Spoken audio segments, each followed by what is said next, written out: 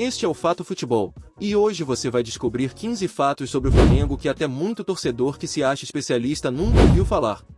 Se você acha que já sabe tudo sobre o Mengão, espera só um pouco. Tem história aqui que vai fazer você repensar até aquele papo que vive repetindo no churrasco dizendo que conhece o Flamengo desde sempre. Fica comigo porque o que vem agora é daquelas coisas que fazem qualquer rubro-negro grudar na tela. O Flamengo é um dos clubes mais populares do planeta, mas, apesar de tanta exposição, existem histórias que passam despercebidas até pelos rubro-negros mais apaixonados. E o curioso é perceber como o clube coleciona episódios tão incomuns, inesperados e às vezes, até engraçados.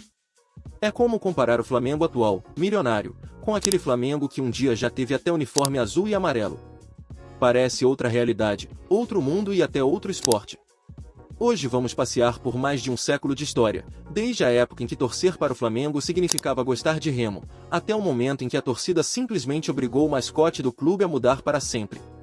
São curiosidades que mostram como o Flamengo cresceu, se reinventou e, mesmo com altos e baixos, sempre encontrou um jeito de se manter gigante. Então se prepara, porque daqui pra frente cada fato vai entrar em cena com um detalhe diferente, revelando histórias reais, momentos decisivos e comparações que mostram como o Flamengo mudou, cresceu e se reinventou ao longo dos anos.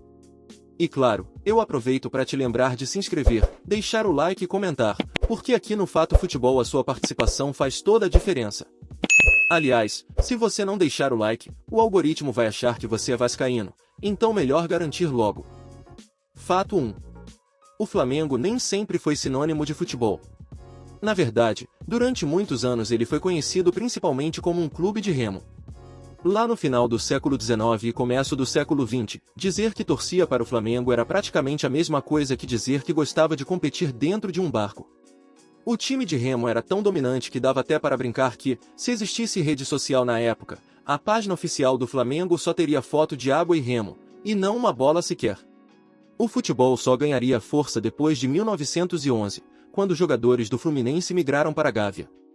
Foi essa virada que mudou a história do clube para sempre. Fato 2.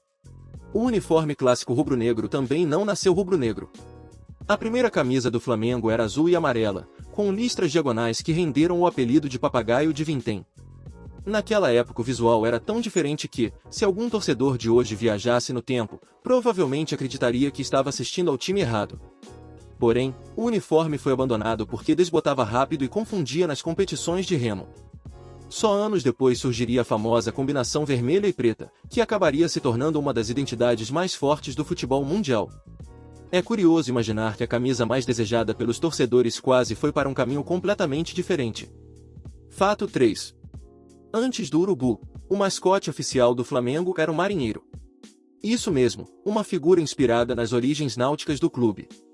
O marinheiro aparecia em materiais oficiais, estampas e ilustrações, e fazia todo sentido dentro da história do clube. Porém, em 1969, um episódio mudou tudo. Torcedores levaram um urubu ao Maracanã para ironizar provocações racistas. O gesto virou símbolo de resistência e acabou sendo adotado pela massa rubro-negra. Com o tempo, o urubu se tornou tão forte como símbolo que parece até impossível imaginar outro mascote ocupando esse lugar. Fato 4. O Flamengo conquistou o Campeonato Carioca de 1979 sem perder uma única partida. Foram 52 partidas de invencibilidade em uma campanha tão dominante que dá até para comparar com aquelas vezes em que alguém joga videogame no modo fácil e parece impossível perder. Esse período foi fundamental para consolidar a geração que explodiria no início da década de 80, com Zico, Júnior, Andrade e Leandro. A campanha invicta parecia um aviso do que ainda estava por vir, um Flamengo que estava prestes a dominar o Brasil e, logo depois, o mundo. Fato 5.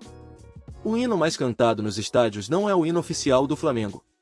O famoso Uma Vez Flamengo, Sempre Flamengo é na verdade o hino popular, criado por Lamartine Babo em 1945. Já o hino oficial foi composto décadas antes e quase ninguém conhece.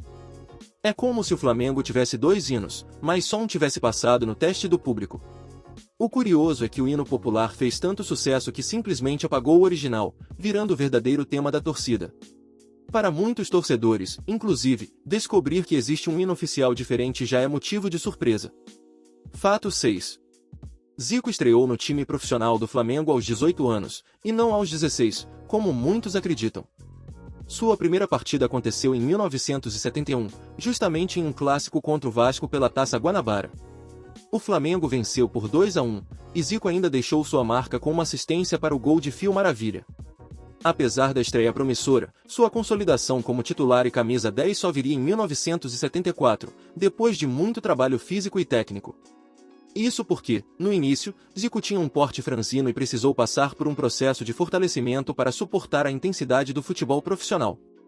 A transformação foi tão grande que ele não apenas se adaptou, como se tornou o maior ídolo da história rubro-negra e um dos maiores jogadores do futebol mundial.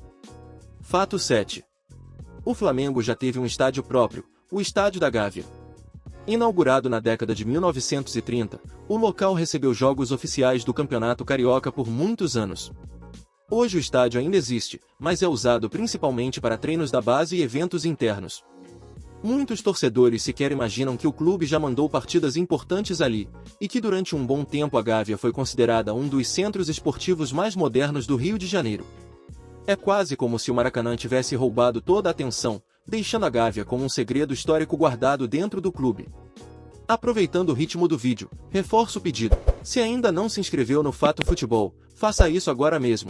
Deixe o like e comente qual desses fatos você achou mais curioso até aqui. Fato 8. O Flamengo já utilizou um uniforme totalmente branco como principal durante os anos 10 do século passado. Isso aconteceu por questões de padronização e fornecimento de material esportivo, já que na época o clube não tinha a estrutura atual. Por alguns anos, ver o Flamengo de branco não significava jogar fora de casa, era simplesmente o padrão do time. Só mais tarde o branco foi adotado como uniforme reserva, tradição que permanece até hoje. É curioso imaginar que, por um breve período, o Flamengo parecia mais um clube europeu do que o rubro-negro tradicional que conhecemos. Fato 9. Antes do título mundial de 1981, o Flamengo já havia sido pioneiro em viagens ao Japão durante a década de 70. O clube enfrentou seleções e equipes asiáticas e ajudou a difundir o futebol brasileiro na região. Isso fez com que o Flamengo conquistasse uma base de fãs japonesa muito antes do auge da era Zico. É quase como se o clube tivesse plantado uma semente que seria colhida anos depois. Quando o Flamengo voltou ao Japão para enfrentar o Liverpool, o terreno já estava preparado. Fato 10. Nos anos 90, o Flamengo viveu a pior fase financeira de sua história. As dívidas eram tão grandes que parecia que o clube estava participando de um campeonato invisível para ver quem conseguia acumular mais problemas. Os salários atrasavam, departamentos quase fecharam e a crise parecia não ter fim. A reviravolta começou no início dos anos 2000 e se consolidou depois de 2013, com a implementação de uma gestão profissional.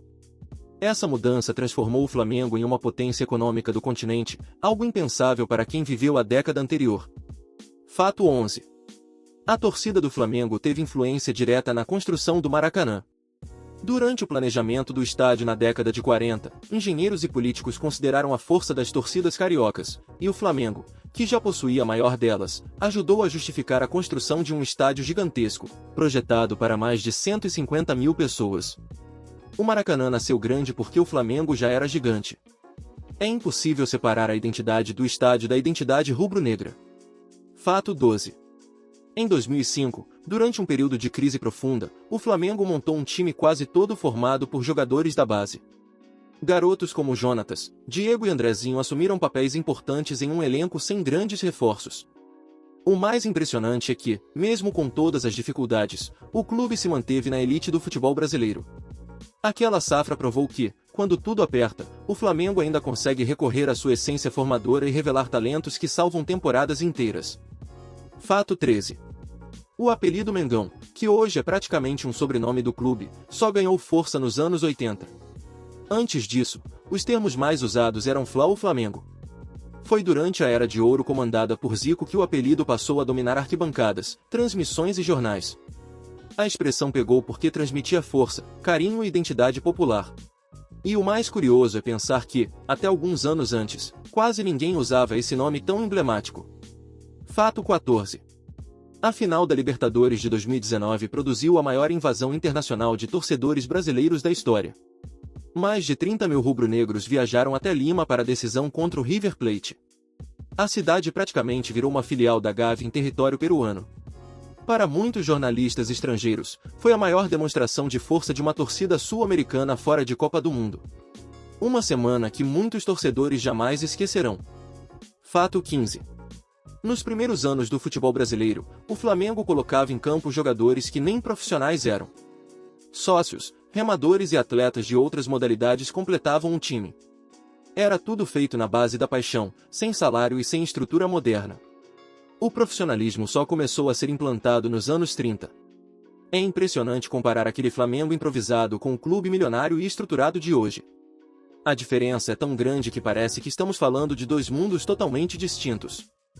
Depois de revisarmos esses 15 fatos que muita gente nem imagina sobre o Flamengo, fica claro como a história do clube é cheia de detalhes únicos, curiosos e muitas vezes, surpreendentes.